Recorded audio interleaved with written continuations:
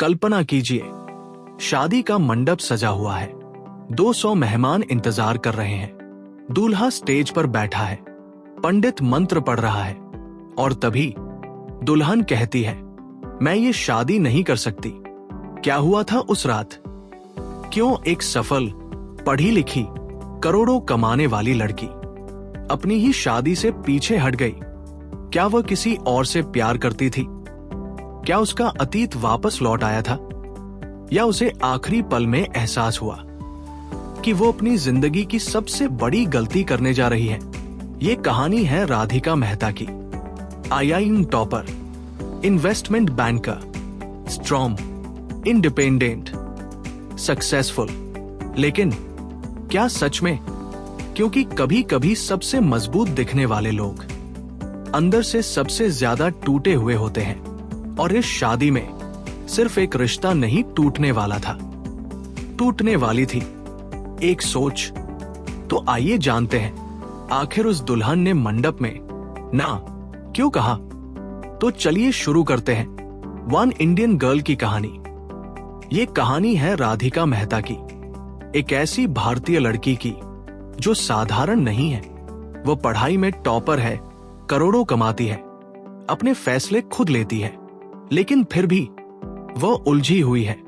कहानी शुरू होती है गोवा से। राधिका की शादी होने वाली है, एक डेस्टिनेशन वेडिंग। होटल में 200 से ज्यादा मेहमान, सब खुश हैं, लेकिन दुल्हन खुश नहीं है। रात के 3 बजे हैं, शादी में सिर्फ 15 घंटे बचे हैं। राधिका सो नहीं पा रही। उसके मन में सवाल है, क्या वह सही फैसला ले रही है? क्या वो उस आदमी से शादी करने जा रही है जिसे वह मुश्किल से जानती है? और यहीं से शुरू होती है उसकी कहानी, पीछे की ओर जाती हुई। राधिका दिल्ली के एक मध्यम वर्गीय परिवार में पैदा हुई। उसकी बड़ी बहन अदिति खूबसूरत, गोरी और लोकप्रिय थी। राधिका पढ़ाकू, चश्मा पहनने वाली और थोड़ी संकोची। स्कूल में उसे अक्सर नजरअंदाज किया गया। एक बार तो एक लड़के ने उसे मजाक में प्रपोज किया और पूरी क्लास के सामने उसका मजाक बनाया। उस दिन राधिका ने तय किया, अगर दुनिया उसे सुंदरता से नहीं मापेगी तो वो खुद को दिमाग से साबित करेगी। वो पढ़ाई में टॉप करती है, एसआरसीसी में एडमिशन लेती है, फिर कैट में 99.7% लाकर आईआईएम अहमदाबाद पहुंचती है। आईआईएम से निकलकर उसे नौकरी मिलती है गोल्डमन सैक्स में, न्यूयॉर्क में।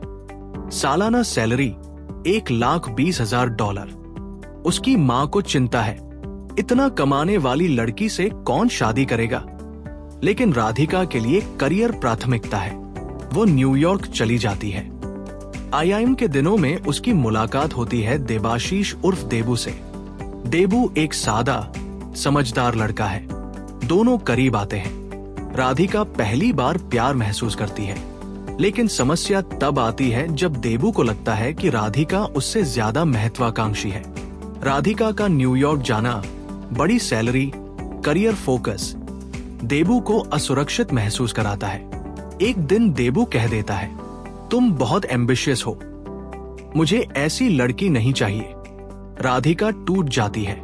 उसे पहली बार लगता है कि उसकी सफलता भी उसके खिलाफ जा सकती है। न्यूयॉर्क में राधिका काम में डूब जाती है।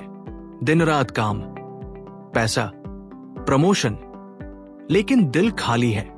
वहीं उसकी मुलाकात होती है नील से। नील उसका बॉस है, स्मार्ट, कॉन्फिडेंट और आकर्षक।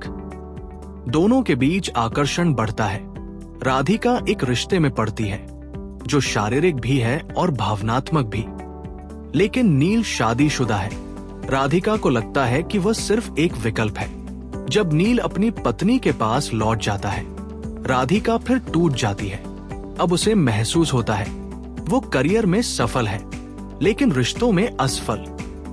राधिका का ट्रांसफर हांगकांग हो जाता है। वह और ज्यादा काम में डूब जाती है। वो सोचती है, शायद समस्या उसी में है। शायद उसे अपनी महत्वाकांक्षा कम करनी चाहिए। शायद उसे नॉर्मल इंडियन गर्ल बनना चाहिए।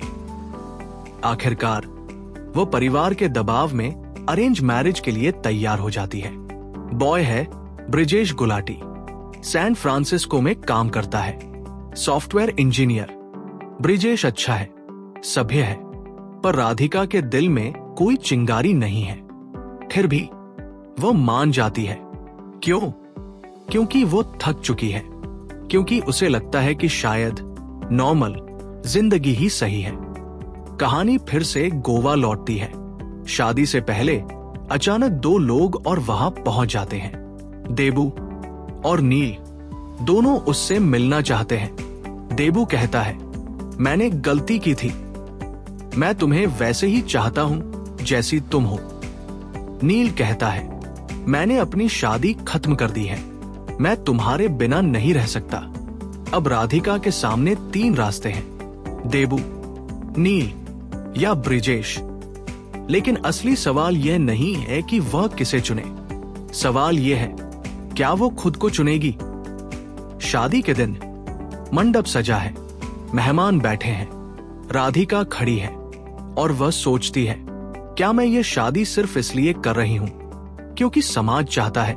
उसे एहसास होता है वो हमेशा दूसरों को खुश करने की कोशिश करती रही है, कभी देबू को, कभी नील को, कभी अपने माता पिता को, लेकिन खुद को कभी नहीं।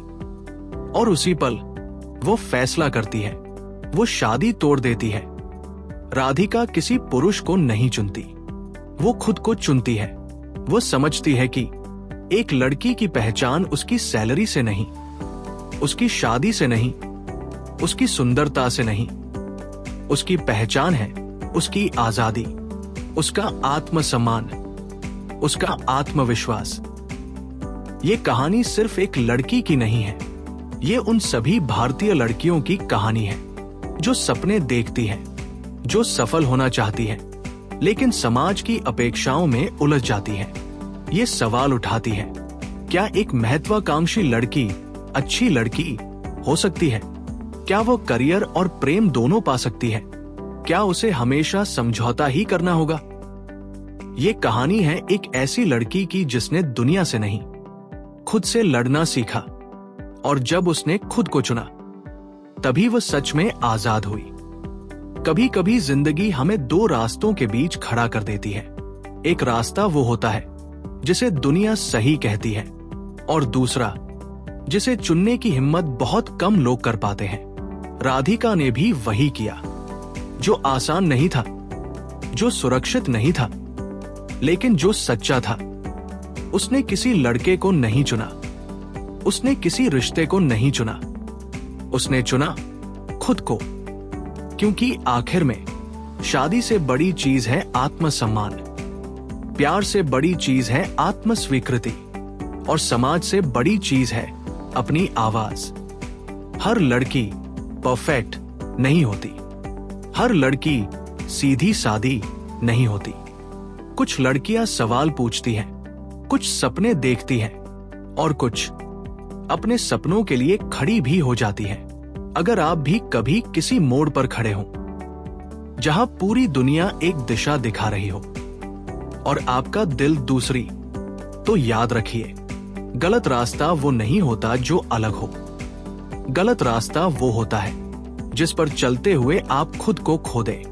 ये सिर्फ एक कहानी नहीं थी, ये एक आईना था जिसमें शायद हम सब कहीं ना कहीं खुद को देख सकते हैं, और शायद यही है एक इंडियन गर्ल की असली पहचान।